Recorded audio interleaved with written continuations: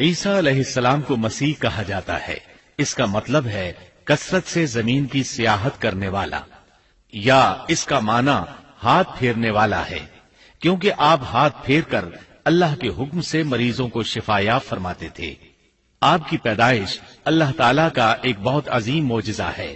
اللہ تعالیٰ سورہ مریم آیات 16 تا 23 میں فرماتے ہیں، وَاذْكُرْ فِي الْكِتَابِ مَرْيَمَ، اس کتاب میں مریم کا بھی واقعہ بیان کیجیے جبکہ وہ اپنے گھر کے افراد سے الگ ہو کر ایک شرقی مکان میں آئیں اور ان لوگوں کی طرف سے پردہ کر لیا، پھر ہم نے اپنی روح کو ان کے پاس بھیجا، پس وہ ان کے سامنے پورا آدمی بن کر ظاہر ہوا۔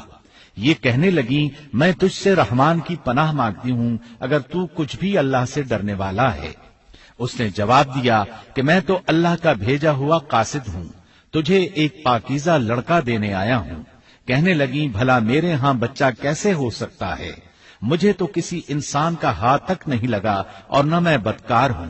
اس نے کہا، بات تو یہی ہے، لیکن تیرے پروردگار کا ارشاد ہے کہ وہ مجھ پر بہت ہی آسان ہے، ہم تو اسے لوگوں کے لیے ایک نشانی بنا دیں گے اور اپنی خاص رحمت۔ یہ تو ایک طے شدہ بات ہے۔ پس وہ حمل سے ہو گئیں اور اسی وجہ سے وہ یکسو ہو کر ایک دور کی جگہ چلی گئیں۔ پھر درد ذہ اسے ایک کھجور کے تنے کے نیچے لے آیا اور بے ساختہ زبان سے نکل گیا کہ کاش میں اس سے پہلے ہی مر گئی ہوتی اور لوگوں کی یاد سے بھی بھولی بسری ہو جاتی۔ سیدہ مریم بہت عبادت گزار تھی۔ انہوں نے اپنے اور لوگوں کے درمیان آڑ بنا لی تھی۔ انہیں کھانا بھی پردے کے پیچھے سے پکڑایا جاتا۔ اللہ تعالیٰ کی طرف سے بھی انہیں خاص رزق مل رہا تھا۔ اس حالت میں جبریل علیہ السلام ان کے پاس آئے۔ انہوں نے ان کے گریبان میں اللہ کے حکم سے پھونک ماری، اس سے انہیں حمل ٹھہر گیا۔ ولادت کا وقت آیا تو آپ لوگوں سے بہت دور یعنی بیت اللحم چلی گئیں۔ وہیں انہیں درد ذہ شروع ہوا۔ تب کہنے لگی، کاش میں اس سے پہلے مر جاتی۔ اللہ تعالیٰ کی طرف سے ارشاد ہوا، سورہ مریم آیات 24 تا 28 میں ہے، اتنے میں اسے نیچے سے ہی آواز دی کہ آزردہ خاطر نہ ہو، تیرے رب نے تیرے پاؤں تلے ایک چشمہ جاری کر دیا ہے، اور اس کھجور کے تنے کو اپنی طرف ہلا، یہ تیرے سامنے تر و تازہ پکی کھجوریں گرا دے گا۔ اب چین سے کھا پی اور آنکھیں ٹھنڈی رکھ۔ اگر تجھے کوئی انسان نظر پڑ جائے تو کہہ دینا کہ میں نے اللہ رحمان کے نام کا روزہ مان رکھا ہے، میں آج کسی شخص سے بات نہ کروں گی۔ اب عیسیٰ کو لیے ہوئے وہ اپنی قوم کے پاس آئیں۔ سب کہنے لگے، مریم تو نے بڑی بری حرکت کی، اے ہارون کی بہن، نہ تو تیرا باپ برا آدمی تھا اور نہ تیری ماں بدکار تھی۔ یہاں ہارون سے مراد موسیٰ علیہ السلام کے بھائی ہارون علیہ السلام مراد نہیں، بلکہ مریم علیہ السلام کے ایک بھائی کا نام ہارون تھا۔ قوم کی باتیں سن کر مریم علیہ السلام خاموش رہی اور بچے کی طرف اشارہ کر دیا کہ اس سے بات کر لو۔ وہ کہنے لگے، بھلا گود کا بچہ کیسے بات کر سکتا ہے؟ سورہ مریم آیت 29 میں ہے، بچہ بول اٹھا، میں اللہ تعالیٰ کا بندہ ہوں، اس نے مجھے کتاب عطا فرمائی اور مجھے اپنا پیغمبر بنایا ہے، اور اس نے مجھے بابرکت کیا ہے جہاں بھی میں ہوں، اور اس نے مجھے نماز اور زکوٰۃ کا حکم دیا ہے جب تک بھی میں زندہ رہوں، اور اس نے مجھے اپنی والدہ کا خدمت گزار بنایا ہے اور مجھے سرکش اور بدبخت نہیں کیا، اور مجھ پر میری پیدائش کے دن اور میری موت کے دن اور جس دن کہ میں دوبارہ زندہ کھڑا کیا جاؤں گا سلام ہی سلام ہے۔ اللہ تعالیٰ نے عیسیٰ علیہ السلام کی اس گفتگو کے بعد فرمایا، یہ ہے صحیح واقعہ عیسیٰ ابن مریم کا، یہی وہ حق بات ہے جس میں لوگ شک و شبہ میں مبتلا ہیں۔ اللہ کے لیے اولاد کا ہونا لائق نہیں، وہ تو بالکل پاک ذات ہے۔ وہ تو جب کسی کام کے سر انجام دینے کا ارادہ کرتا ہے تو اسے کہہ دیتا ہے کہ ہو جا، وہ اسی وقت ہو جاتا ہے۔ میرا اور تم سب کا پروردگار صرف اللہ ہی ہے، تم سب اسی کی عبادت کرو، یہی سیدھی راہ ہے۔ اس طرح عیسیٰ علیہ السلام کی ولادت بغیر باپ کے ہوئی۔ اس معجزے کے بعد کئی فرقے گمراہ ہوئے اور کہا کہ مریم اللہ تعالیٰ کی بیوی ہے۔ اس بات کی تردید کرتے ہوئے اللہ تعالیٰ سورۃ الجن آیت 3 میں فرماتے ہیں، بے شک وہ لوگ کافر ہو گئے جن کا قول ہے کہ مسیح ابن مریم ہی اللہ ہے، حالانکہ خود مسیح نے ان سے کہا تھا کہ اے بنی اسرائیل، اللہ ہی کی عبادت کرو جو میرا اور تمہارا سب کا رب ہے۔ یقین مانو کہ جو شخص اللہ کے ساتھ شریک ٹھہراتا ہے اللہ تعالیٰ نے اس پر جنت حرام کر دی ہے، اس کا ٹھکانہ جہنم ہی ہے، اور گناہ گاروں کی مدد کرنے والا کوئی نہ ہوگا۔ وہ لوگ بھی یقیناً کافر ہو گئے جنہوں نے کہا اللہ تین میں سے تیسرا ہے۔ دراصل اللہ تعالیٰ کے سوا کوئی معبود نہیں۔ اگر یہ لوگ اپنے اس قول سے باز نہ رہے تو ان میں سے جو کفر پر رہیں گے انہیں المناک عذاب ضرور پہنچیں گے۔ یہ لوگ اللہ تعالیٰ کی طرف کیوں نہیں جھکتے اور استغفار کیوں نہیں کرتے؟ اللہ تعالیٰ تو بہت ہی بخشنے والا اور بڑا ہی مہربان ہے۔ مسیح ابن مریم سوائے پیغمبر ہونے کے اور کچھ بھی نہیں۔ ان سے پہلے بھی بہت سے پیغمبر گزر چکے ہیں۔ ان کی والدہ ایک راست باز عورت تھی، دونوں ماں بیٹا کھانا بھی کھایا کرتے تھے۔ آپ دیکھیے کہ کس طرح ہم ان کے سامنے دلیلیں رکھتے ہیں، پھر غور کیجئے کہ کس طرح وہ پھرے جاتے ہیں۔ اللہ تعالیٰ نے ان آیات میں عیسائیوں کے عقیدے کا رد کیا ہے، کیونکہ وہ مریم اور عیسیٰ علیہ السلام کو بھی اللہ کا حصہ مانتے ہیں۔ سورہ اخلاص میں بھی ان کے عقیدے کا ان الفاظ میں رد کیا گیا ہے۔ آپ کہہ دیجئے وہ اللہ ایک ہے، اللہ بے نیاز ہے، نہ اس سے کوئی پیدا ہوا اور نہ وہ کسی سے پیدا ہوا اور نہ کوئی اس کا ہمسر ہے۔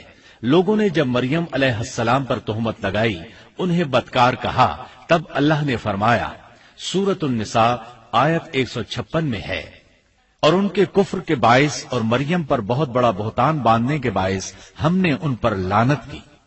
اسی طرح سورہ آل عمران آیت 59 میں اللہ تعالیٰ فرماتے ہیں، اللہ کے نزدیک عیسیٰ کی مثال ہو بہو آدم کی مثال ہے، جسے مٹی سے پیدا کر کے کہہ دیا کہ ہو جا، پس وہ ہو گیا۔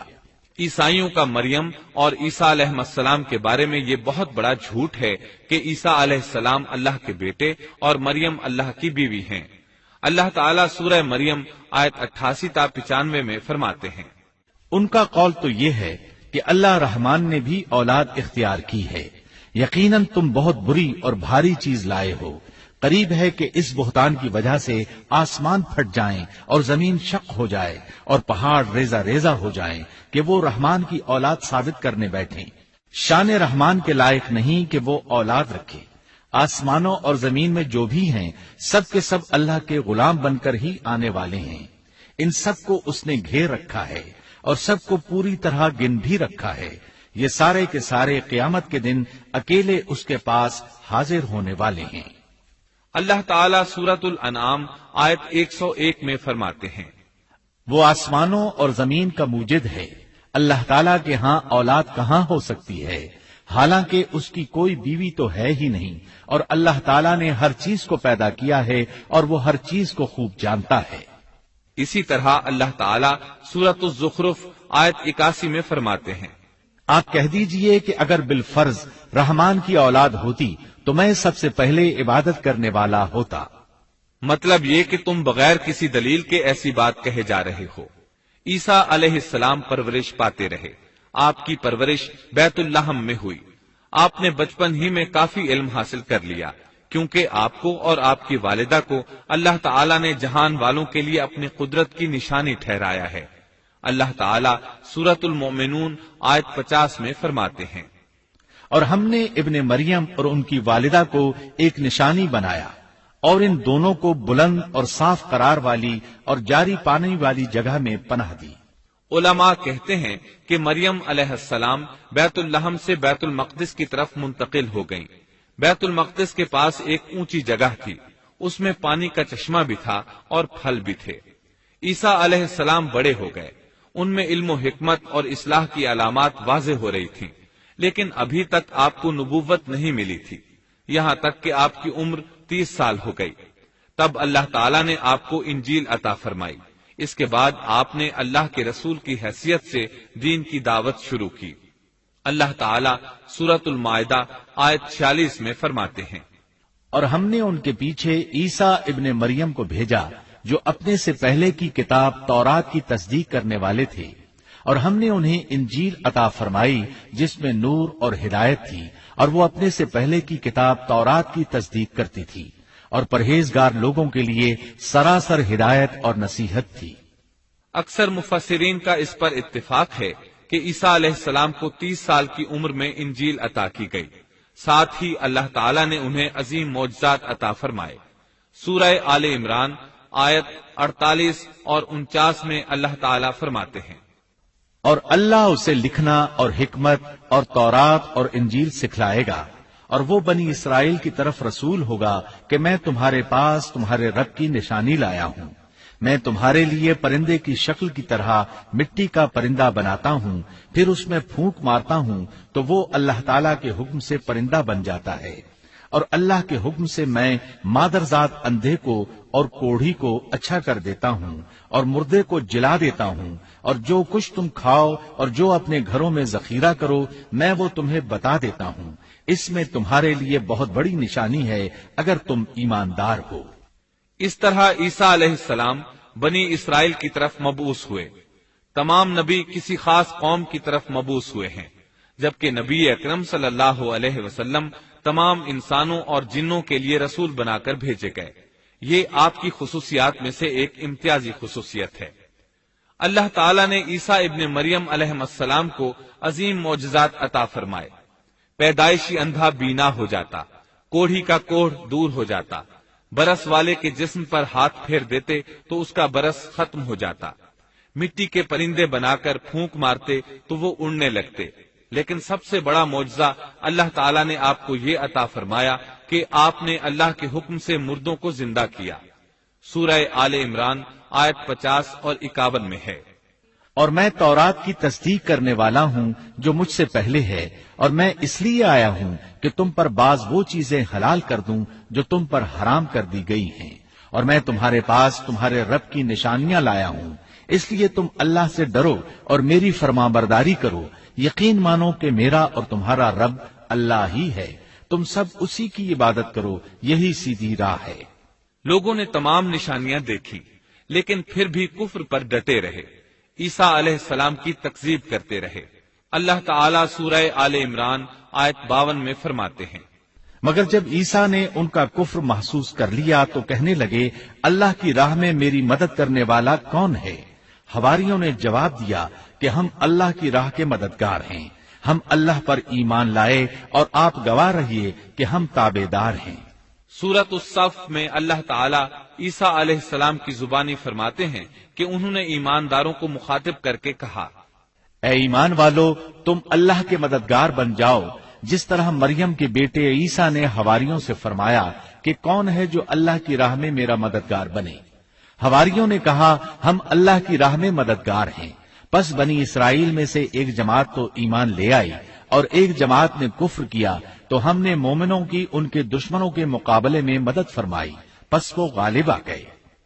اس کے بعد اللہ تعالیٰ نے دین عیسوی کو یہودیوں کے مذہب پر غالب کر دیا۔ جب لوگوں نے کفر کیا اس وقت صرف حواری آپ پر ایمان لائے تھے، ان کی تعداد صرف 12 تھی۔ بعد میں دین عیسوی کو اللہ تعالیٰ نے مکمل طور پر غلبہ عطا فرمایا۔ حواری ایمان ضرور لائے تھے لیکن ان میں کسی قدر تردد تھا۔ اللہ تعالیٰ سورۃ المائدہ آیت 111 تا 115 میں فرماتے ہیں، اور جب میں نے حواریوں کو حکم دیا کہ تم مجھ پر اور میرے رسول پر ایمان لاؤ، انہوں نے کہا، ہم ایمان لائے اور آپ گواہ رہیے کہ ہم پورے فرمانبردار ہیں۔ وہ وقت یاد کے قابل ہے جبکہ حواریوں نے عرض کیا، اے عیسیٰ ابن مریم، کیا آپ کا رب ایسا کر سکتا ہے کہ ہم پر آسمان سے ایک خوان نازل فرما دے؟ آپ نے فرمایا کہ اللہ سے ڈرو اگر تم ایماندار ہو۔ وہ بولے کہ ہم یہ چاہتے ہیں کہ اس میں سے کھائیں اور ہمارے دلوں کو پورا اطمینان ہو جائے اور ہمارا یہ یقین اور بڑھ جائے کہ آپ نے ہم سے سچ بولا ہے اور ہم گواہی دینے والوں میں سے ہو جائیں۔ عیسیٰ ابن مریم نے دعا کی کہ اے اللہ، اے ہمارے پروردگار، ہم پر آسمان سے کھانا نازل فرما کہ وہ ہمارے لیے، یعنی ہم میں جو اول ہیں اور جو بعد ہیں، سب کے لیے ایک خوشی کی بات ہو جائے اور تیری طرف سے ایک نشان ہو جائے، اور تو ہم کو رزق عطا فرما دے اور تو سب عطا کرنے والوں سے اچھا ہے۔ حق تعالی نے ارشاد فرمایا کہ میں وہ کھانا تم لوگوں پر نازل کرنے والا ہوں، پھر جو شخص تم میں سے اس کے بعد کفر کرے گا تو میں اس کو ایسی سزا دوں گا کہ وہ سزا دنیا جہان والوں میں سے کسی کو نہ دوں گا۔ اور یہ اللہ تعالیٰ کی سنت ہے کہ جب منہ مانگا معجزہ آ جائے اور اس کے بعد بھی لوگ کفر کریں تو وہ تمام لوگ ہلاک کر دیے جاتے ہیں۔ آخر کار وہ کھانا اترنے لگا، انہوں نے اس کھانے کو کھایا اور ایمان پر قائم رہے، البتہ ان میں سے ایک نے خیانت کی، اس کا ذکر آگے آئے گا۔ ان مسلسل معجزات کا لوگوں میں چرچا ہونے لگا۔ یہودی عالموں اور بادشاہوں کو اس بات کی فکر ستا رہی تھی کہ لوگ ان کی پیروی چھوڑ کر عیسیٰ ابن مریم علیہ السلام کے پیروکار بن رہے ہیں، گویا ان کی حکومت ڈگمگا رہی تھی، دنیاوی بادشاہت بھی ہاتھ سے نکل رہی تھی اور دینی امور کی قیادت سے بھی ہاتھ دھونے پڑ رہے تھے۔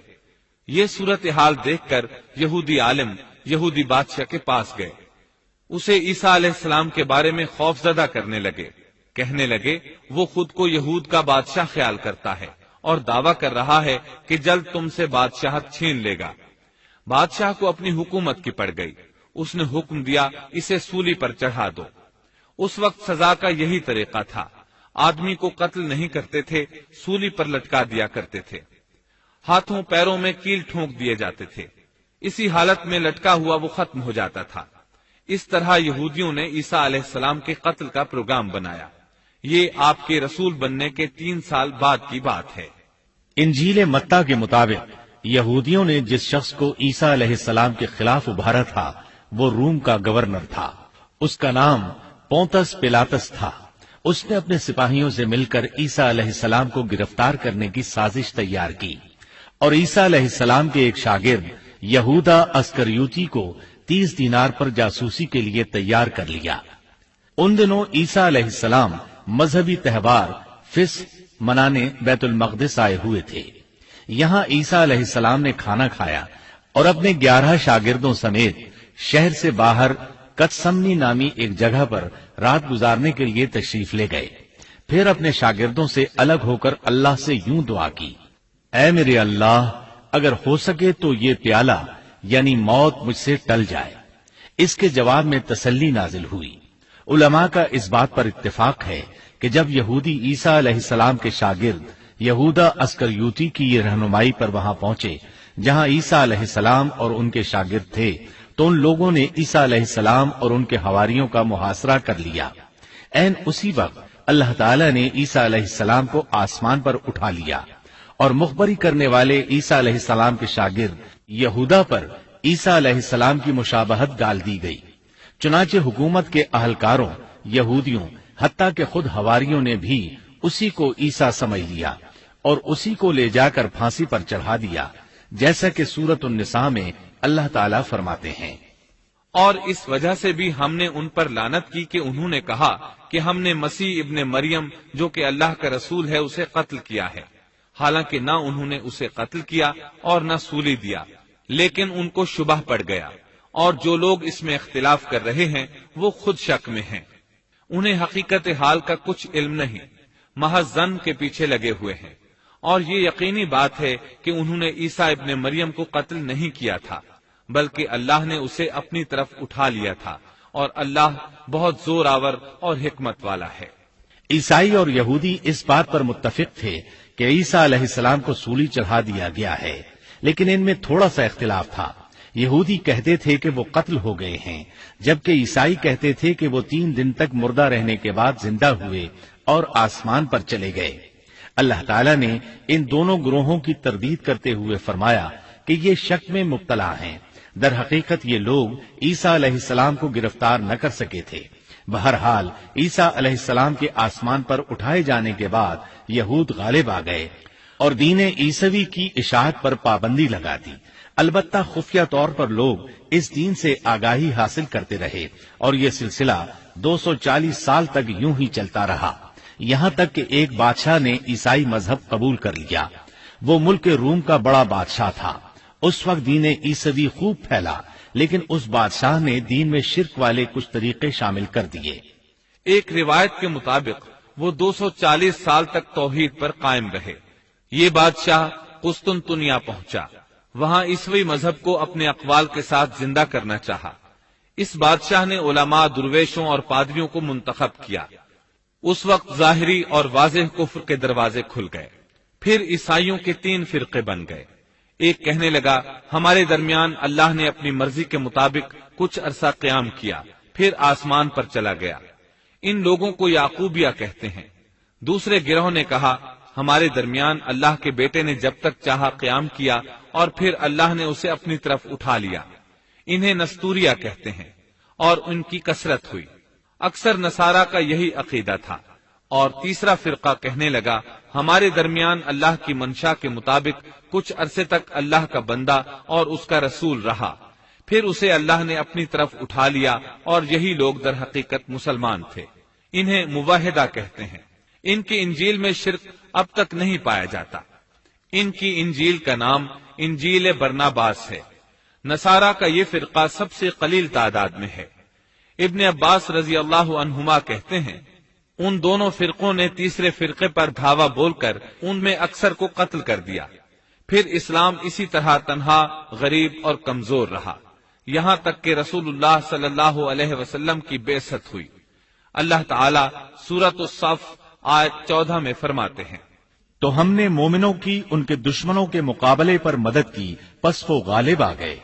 سورۃ النساء آیت 157 میں اللہ تعالی کا فرمان ہے اور ان کے یوں کہنے کے باعث کہ ہم نے اللہ کے رسول عیسیٰ ابن مریم کو قتل کر دیا، حالانکہ نہ تو انہوں نے اسے قتل کیا نہ سولی پر چڑھایا، بلکہ ان کے لیے وہی صورت بنا دی گئی تھی۔ یقین جانو کہ عیسیٰ کے بارے میں اختلاف کرنے والے ان کے بارے میں شک میں ہیں، انہیں حقیقت حال کا کوئی علم نہیں ہے، وہ محض ظن کے پیچھے لگے ہوئے ہیں۔ اتنا یقینی ہے کہ انہوں نے اسے قتل نہیں کیا۔ اللہ تعالی نے عیسیٰ علیہ السلام کو قیامت کی ایک نشانی قرار دیا۔ سورۃ الزخرف آیت 61 میں ہے اور یقیناً عیسیٰ قیامت کی علامت ہے، پس تم قیامت کے بارے میں شک نہ کرو اور میری فرما برداری کرو، یہی سیدھی راہ ہے۔ قیامت کے قریب عیسیٰ علیہ السلام آسمان سے نازل ہوں گے اور ان کا نزول اس بات کی علامت ہوگا کہ اب قیامت قریب ہے۔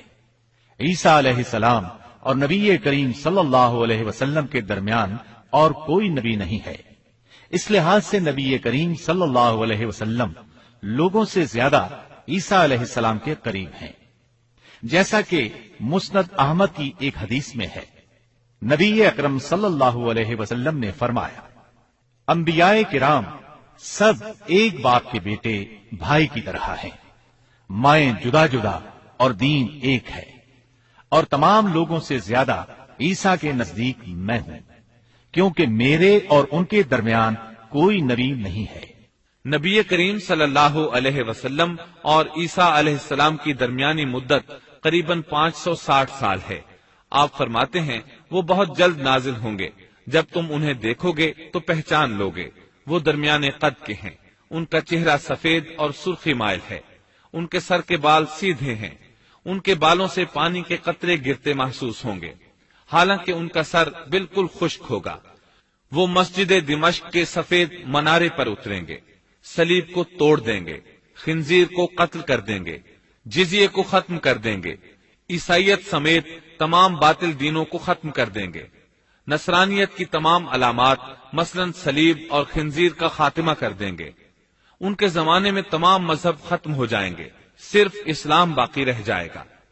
دجال کو بھی اللہ عیسیٰ علیہ السلام کے ہاتھوں قتل کرا دیں گے۔ پوری زمین پر صرف اسلام ہوگا، ساری زمین امن کا گہوارہ بن جائے گی، یہاں تک کہ بکری اور شیر مل کر زندگی بسر کریں گے، بچے سانپوں سے کھیلیں گے، کوئی کسی کو تکلیف نہیں پہنچائے گا۔ عیسیٰ علیہ السلام زمین پر 40 سال قیام کریں گے، پھر آپ کی وفات ہو جائے گی۔ مسلمان آپ کی نماز جنازہ ادا کر کے آپ کو دفن کریں گے۔ قیامت کے دن اللہ تعالیٰ ان سے فرمائیں گے، سورۃ المائدہ آیات 116 اور 117 میں ہے۔ اور وہ وقت بھی قابل ذکر ہے جب اللہ فرمائے گا کہ عیسیٰ ابن مریم، کیا تم نے ان لوگوں سے کہا تھا کہ مجھے اور میری ماں کو بھی اللہ کے علاوہ معبود قرار دے لو؟ عیسیٰ عرض کریں گے کہ تو پاک ہے، مجھے کسی طرح لائق نہ تھا کہ میں ایسی بات کہتا جس کے کہنے کا مجھے کوئی حق نہیں، اگر میں نے کہا ہوگا تو تجھے اس کا علم ہوگا، تو میرے دل کے اندر کی بات بھی جانتا ہے، اور جو کچھ تیرے نفس میں ہے میں اس کو نہیں جانتا۔ तमाम गैबों का जानने वाला तू ही है। मैंने तो उनसे और कुछ नहीं कहा मगर सिर्फ वही जो तूने मुझे हुक्म फरमाया था कि तुम अल्लाह की बंदगी इख्तियार करो, जो मेरा भी रब है और तुम्हारा भी रब है। मैं उन पर गवाह रहा जब तक उनमें रहा, फिर जब तूने मुझे उठा लिया तो तू ही उन पर निगरान था और तू हर चीज की पूरी खबर रखता है। अल्लाह ताला अहले किताब को मुखातिब करके सूरत उन-निसा आयात 171 और 172 में फरमाते हैं, ए अहले किताब, अपने दीन के बारे में हद से न गुजर जाओ और अल्लाह पर बजुज हक के और कुछ न कहो। मसीह ईसा इब्ने मरियम तो सिर्फ अल्लाह के रसूल और उसके हुक्म हैं, जिसे उसने मरियम की तरफ डाल दिया था और उसके पास की रूह है। इसलिए तुम अल्लाह को और उसके सब रसूलों को मानो और न कहो कि अल्लाह तीन है। इससे बाज आ जाओ कि तुम्हारे लिए बेहतरी है। अल्लाह इबादत के लायक तो सिर्फ एक ही है और वो इससे पाक है कि उसकी औलाद हो। उसी के लिए है जो कुछ आसमानों में है और जो कुछ जमीन में है, और अल्लाह काफी है काम बनाने वाला। सैयदना ईसा अलैहिस्सलाम को अल्लाह ताला ने किताब इंजील अता फरमाई थी। ये किताब बस तौरात ही की दुरुस्त शक्ल थी। मतलब ये कि सैयदना ईसा अलैहिस्सलाम की बुनियादी तालीम अगरचे तौरात के मुताबिक थी, लेकिन यहूदियों ने तौरात में रद्दो बदल कर दिया था। इसलिए अल्लाह ताला ने सैयदना ईसा अलैहिस्सलाम को इंजील अता फरमाई। सैयदना ईसा अलैहिस्सलाम को नबूवत मिली तो आपने उन सब की इस्लाह की कोशिशें शुरू की। उस वक्त के यहूदी भी 4 तबकात में बंट गए थे। उनके अकायद वो नहीं रहे थे जो मूसा अलैहिस्सलाम ने उन्हें दिए थे। आपने उन सब के अकायद का जायजा लिया और उनकी इस्लाह के लिए अपनी जिंदगी वक्फ कर दी। लेकिन उन बदबख्तों ने आपकी बातें मानने से यकसर इनकार कर दिया। न सिर्फ ये कि तालीमात का इनकार किया, बल्कि आपके दुश्मन भी हो गए। सैयदना ईसा अलैहिस्सलाम पर जो किताब नाजिल हुई उसका नाम इंजील है, लेकिन आज ईसाइयों के यहाँ 4 इंजीलें राइज हैं। यहाँ सवाल ये पैदा होता है कि मौजूदा 4 इंजीलें वही हैं या ये सैयदना ईसा अलैहिस्सलाम के बाद तस्नीफ की गई हैं। ये एक ऐसा सवाल है जो मुद्दत से सवाल ही चला आ रहा है। ईसाई हजरात इस सवाल का जवाब देने से कासिर हैं। ईसाई आलिम तक इस बात का इकरार करते नजर आते हैं कि इनमें से कोई एक इंजील भी मसीह अलैहिस्सलाम की इंजील नहीं है और न उसका खालिस तर्जुमा है। मौजूदा इंजीलों के बारे में ईसाइयों के यहाँ कोई ऐसी सनद मौजूद नहीं जिसकी बिना पर वो कह सकें कि उनकी रवायात का सिलसिला सैयदना ईसा अलैहिस्सलाम या उनके शागिर्दों तक पहुंचता है। खुद ईसाइयत की मजहबी तारीख इस बात की गवाह है कि पहली सदी ईसवी से चौथी सदी ईसवी के शुरू तक ईसाइयों में 21 से ज्यादा इंजीलें इल्हामी यकीन की जाती थीं। लेकिन 325 ईस्वी में इनमें से 4 को मुंतखब करके बाकी को गैर मुस्तनद करार दे दिया गया। 4 इंजीलों का ये इंतखाब भी किसी तारीखी या इल्मी बुनियाद पर नहीं किया गया था, बल्कि इसके लिए एक तरह की फाल निकाली गई थी। इस फाल को इल्हामी इशारा समझ लिया गया था। इन 4 इंजीलों में मत्ता की इंजील सबसे कदीम गिनी जाती है।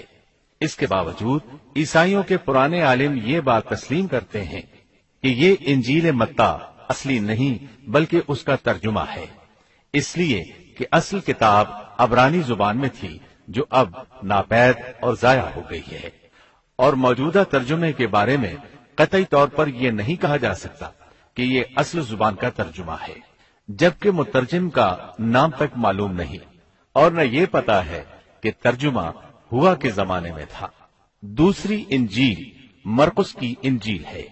इसके बारे में मशहूर ईसाई आलिम पतरस गोमाग अपनी किताब में मरकुस के सवाने हयात पर लिखता है कि ये नस्लन यहूदी था और ईसा अलैहिस्सलाम के हवारी पतरस का शागिर्द था। जब रूमियों ने ईसाइयत इख्तियार कर ली तो उसने उनके मुतालबे पर ये इंजील तस्नीफ की। वो सन 68 ईस्वी में सिकंदरिया के कैद खाने में बुत परस्तों के हाथों कत्ल हुआ। तीसरी इंजील लूका की इंजील है। ईसाई आलिमों में मत्ता की इंजील के बारे में जितने इख्तिलाफात हैं उनसे ज्यादा लूकाई इंजील में मौजूद हैं। خود لوقا نے اپنی انجیل کے بارے میں لکھا ہے کہ یہ انجیل اس نے شاہ فیلس کے ساتھ خط و کتابت کی بنیاد پر لکھی ہے۔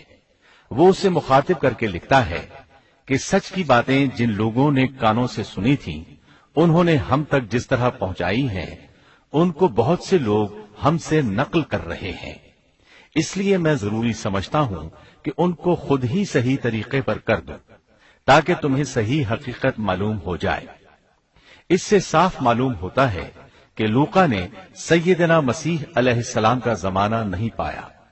اس کے ساتھ عیسائی عالم یہ بھی بیان کرتے ہیں کہ لوقا کی انجیل مرقس کی انجیل کے بعد وجود میں آئی اور پطرس اور پولوس کے مرنے کے بعد تصنیف کی گئی ہے۔ دراصل لوقا انطاکیہ شہر میں طب کا پیشہ کرتا تھا۔ اس نے عیسیٰ علیہ السلام کو نہیں دیکھا اور عیسائیت کو سینٹ پال یعنی پولوس سے سیکھا، اور سینٹ پال کے بارے میں یہ بات تحقیق کو پہنچ چکی ہے کہ وہ دراصل متعصب یہودی تھا۔ عیسائیت کا بدترین دشمن خیال کیا جاتا تھا۔